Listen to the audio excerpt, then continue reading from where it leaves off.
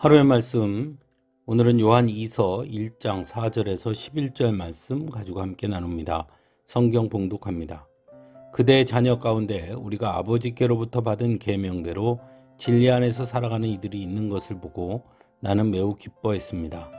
자매여, 지금 내가 그대에게 간청하는 것은 우리 모두가 서로 사랑하자는 것입니다.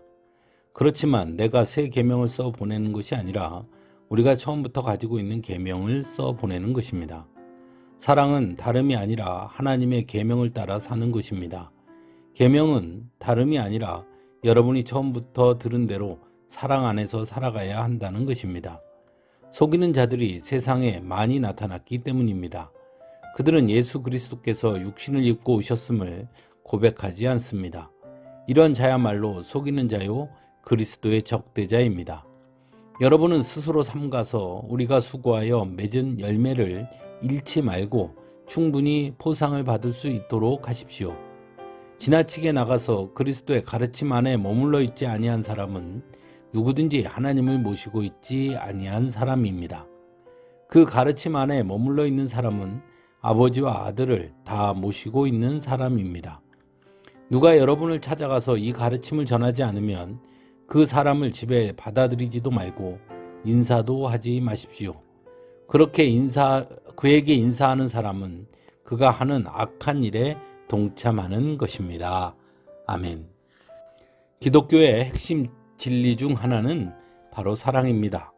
그래서 성경은 끊임없이 사랑을 강조합니다. 예수님 또한 사랑에 대해 참 많이도 말씀하셨습니다.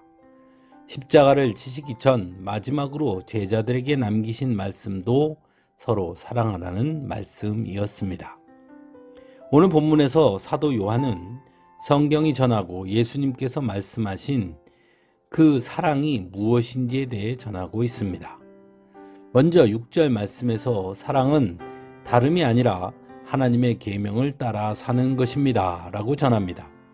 그리고 계명은 다름이 아니라 여러분이 처음부터 들은 대로 사랑 안에서 살아가야 한다는 것입니다 라고 전합니다.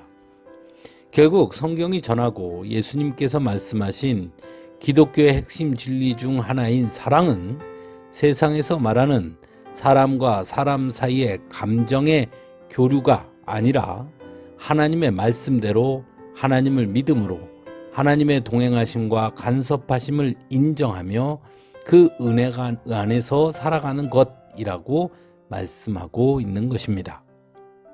그런 의미에서 바라본다면 우리가 매일 하나님을 사랑한다고 고백하는 것도 다시금 생각해 볼 필요가 있습니다.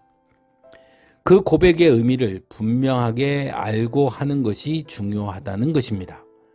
자칫 잘못하면 우리가 하나님을 사랑해 주는 것으로 착각할 수 있기 때문입니다.